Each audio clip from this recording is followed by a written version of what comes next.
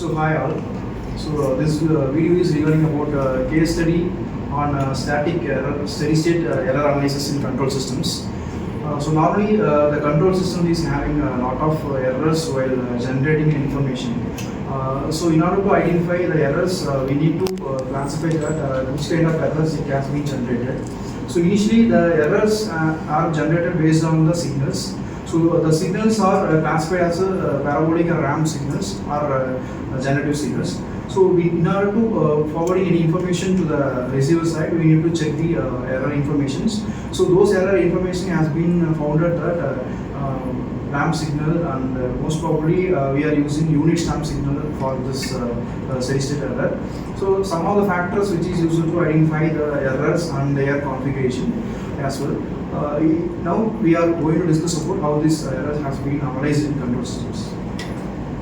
If the output control system does not match with an input control system, then it is known as steady state error. Physical state is responsible for the certain types of inputs like step input, ramp input and parabolic input. A system may have no steady state error, but it requires non-zeroic input, as I said, classified before, like step and ramp, etc. Then for the magnitude, for magnitude, steady state error is the goodness of the system as I think in step signals. I am going to explain about the steady state error of the control system. In this steady state control system, the open loop system, the control system is the denominator Sn. In this, n is the poles at the origin. The system is called type 0, type 1 and the type 2. If n is equal to 0, n is equal to 1 and n is equal to 2 respectively. And then the static error constants are the figures of the merit of the control system. The higher the constant, the smaller the error. And then the system gives the output as the position, velocity, temperature, pressure, etc. And then it follows we shall call it as the output position, the rate of change of output velocity.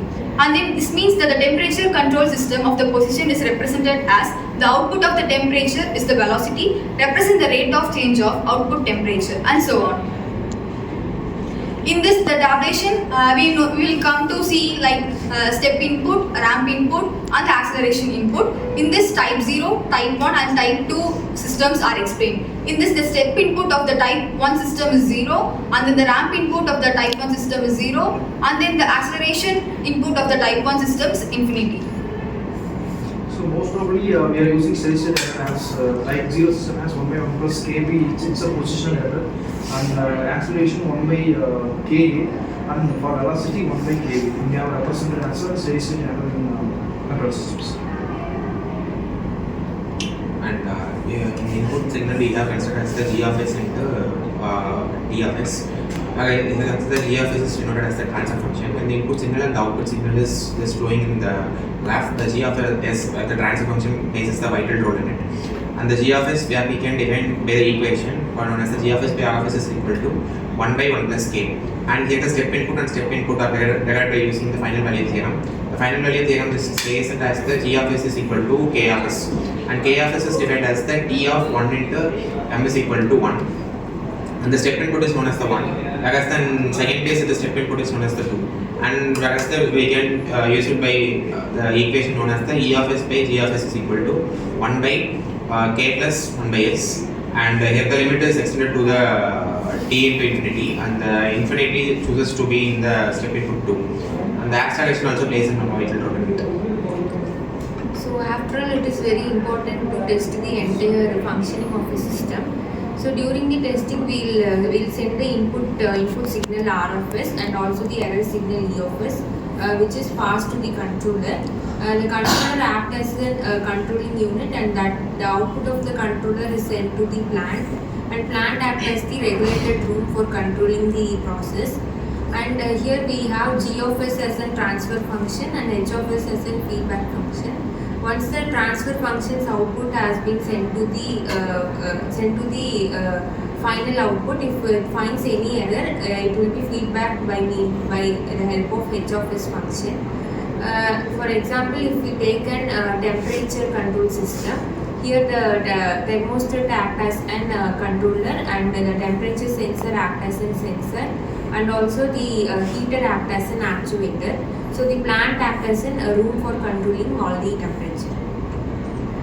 So the system needs to analyze with different inputs to predict the errors such as velocity, position and oscillation error. So once the error is detected and it forward to the feedback loop.